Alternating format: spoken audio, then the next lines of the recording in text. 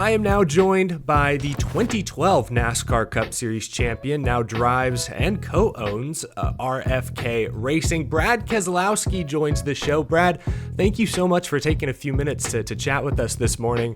I know today y'all just unveiled a splashy new paint scheme for one of your core partners, Castrol. Can you talk a little bit about how exciting that is for you and for your race team? Yeah, I mean, special paint schemes are, I think, always interesting for our fans, for our team. It's just something fresh, and it's one of the things I love about NASCAR is we keep it fresh. And for Castrol and RFK, big partnership for us, important partnership. Castrol, obviously, a blue chip brand, and our race teams, they need these partnerships to be able to, be successful and succeed. And what's interesting about the Castrol relationship for RFK is that it's deeper than just kind of words on the car. Like, we use Castrol products in our engines, and actually particularly we love their brake fluid. That's another story for another day. But the oil obviously is really great for us, and Castrol's got the scheme this week for Darlington is the 6+1 scheme, which is super neat. It goes to kind of Castrol's 7 critical areas that they're using to define their brand as they continue to innovate. So the scheme itself has got some black, it's got some oil on it, and it's got these really cool gold foil numbers on it, Eric, which I really love. It's kind of a little bit of an inside throwback to my dad, who used to race gold foil numbers on his car when he ran in ARCA and all those things. So it's a scheme that is very thoughtfully put together. That's awesome. Well, I can't wait to see the fully finished product on track. I'm sure the gold foil is going to pop and look really, really sharp out there. Darlington this weekend, I'll ask you about more in a moment. Obviously, you're the defending spring Darlington winner, got Castrol to victory lane last season. But first, I want to ask you just a couple of questions. I want to talk to the owner, Brad Keselowski, for just a moment, because I think stealing some headlines, maybe flying under the radar, depending on who you ask, is your new driver, Ryan Preece, with 3 straight top 10 finishes coming into this week. I just want to ask you, what did you see in him that made you guys want to sign him and expand RFK Racing this year? Well, I had the opportunity, obviously, to race around Ryan, and you get a good idea of what kind of racer he is when you're just out on the track around him. And then I saw his work ethic and appreciated that, his maturity. It just felt like he needed the right situation to be successful, and very similar to the same things I saw in Chris Buescher, and why I was really adamant that he was the right guy for the 17 car when it came to RFK. And made sure we got him signed up for a long-term deal. But I just felt like he was due, in the right situation.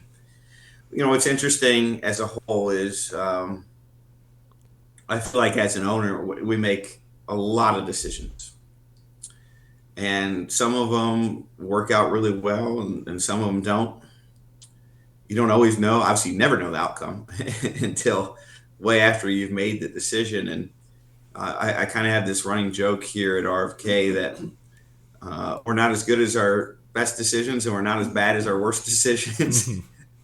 But it's nice to have, kind of a situation like we have with Ryan, where it looks like a really good decision. And I'm happy for him. I'm proud of him for his success. I don't want to take too much credit for it. He's the one that's doing a lot of the work, and the people around him are putting the work in. I just try to put the pieces together and make them fit so that they can capitalize. So it's good to see. Hope he can get a win with us here, soon. We want to get all 3 cars to victory lane, but obviously there'd be something extra special about seeing Ryan win a race, being a first win, and somebody that we put a lot of trust and faith in. And he feels like he's been close. I thought he was going to win Phoenix, to be honest.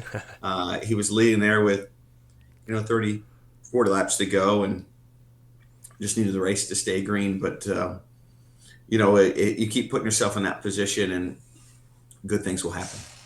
Absolutely. And you mentioned a moment ago putting all the different pieces together. That's kind of your primary job as one of the team co-owners. RFK Racing expanding to a 3rd car this year, 3rd charter, bringing new sponsors on board. What's the next step for this team? You've been able to win races, make the playoffs, even make deep runs, but what's the next step to get this team in the championship for at some point? Yeah, I mean, we need to just take another step with our engineering on the cars, to where we can qualify on poles and control weekends. We've had a couple poles over the last few years, and I'm proud of that. But I want to see us get to a spot where we dominate a race. You start to dominate races, then I think, Eric, then you become a contender to win races on a consistent basis and then compete for championships. I want to get your take on this real quick because I saw you had a really interesting post on X, I think yesterday, about the Xfinity Series Martinsville finish. You suggested that maybe owners should be the ones to hold their drivers more accountable if they ever cross that line. How realistic do you think that is? You kind of touched on it in your post, like that. It's tough, I think, in some cases for owners to hold their drivers accountable, but how could we possibly make that happen? Do you care to expand at all on some of your thoughts yesterday? Yeah, I look at the all three series of NASCAR, and I think particularly now that I'm in the owner's spot at the Cup level, I think it's entirely feasible for the owners to get their drivers under control, and it's in their best interest. At the end of the day, who paid the bill on Saturday night's race? All the car owners, not NASCAR, not the drivers, all the car owners. And I'm a big believer in agency. Agency is the kind of the practice of controlling your own destiny. And if I'm the car owners and I'm the one who gets stuck with the bill Saturday night, I'm not looking at NASCAR. I'm not probably looking at myself and saying, what do I have to do to fix this situation? And, to me, the answer is pretty clear. If I was a car owner in the Xfinity Series after that race was over, I would have grab 4 or 5 other car owners and say, I'm not blaming you. I'm not blaming anybody, but we need to get together and we need to set a standard of expectations for our drivers. And when they don't meet it, we need to all agree that we're going to hold them accountable. And I feel like until that happens, you probably aren't going to see any meaningful change. If you back up to why that scenario was not a problem 20, 30 years ago, is that was kind of a soft understanding of all the car owners, that if our drivers tore up our stuff, we would take action and move on. And at that time, the economics of the sport were such to where you had sponsors and partners and all these things to where, the drivers had a lot more fundamental control over the drivers that they put in their cars. I think they just need to assert themselves and get that back. And I think it's very possible if they work together and come to that understanding. I want to ask you a couple driving related questions. I know the start to this season hasn't been exactly how you were hoping for, but we are heading to some good tracks for you historically. You got a new crew chief this year. How do you feel your team is? Where do you feel your team is at the first few weeks of this season? Well, I'll start with kind of the scenario of Darlington, probably my best track in the next gen era. So the last 3 seasons, and obviously winning there last year was great. It's a big win for me and for our team, and obviously for Castrol. We had the 125-year scheme on it last year, so that was pretty cool.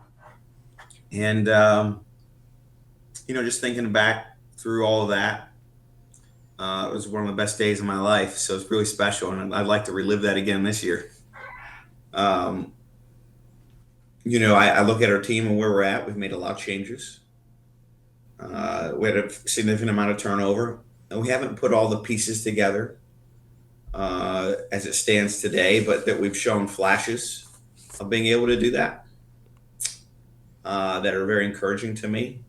They haven't translated to results, and I'm keenly aware of that. I think our potential is pretty high. But we have to go out there and we have to go realize that. We have to go execute off of it. We haven't done that so far. But I'm optimistic that with time and effort, we can do that very soon. Yeah, very soon, perhaps, with Darlington right around the corner. Brad, two-time winner at Darlington. Mentioned earlier the defending spring winner. You talked about how important that moment was for you last year. What is it going to take this weekend to get Castrol back in victory lane and back into the NASCAR playoffs? Well, we need to execute a whole race. First off, you need to qualify well. So we need to put qualifying together.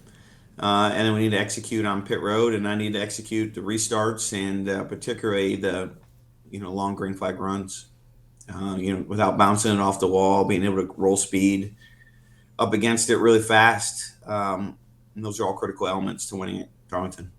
Absolutely. Brad, I really appreciate your time this morning. We'll wrap up with this. Castrol is just began their 7 days of superiority sweepstakes. What can you tell us more about that? Well, we love sweepstakes. I love the fact that Castrol's engaged, that they're a partner that cares about the sport of NASCAR, and different programs that we have throughout the years have engaged our fans, have engaged our community, and I'm really proud to have a partner like that. Absolutely. Well, Brad, again, really do appreciate your time. Good luck this weekend at Darlington, the rest of this season. I'm sure a lot of your fans watching will be rooting for you every single week. Thanks, man. Appreciate it, Eric. Take care.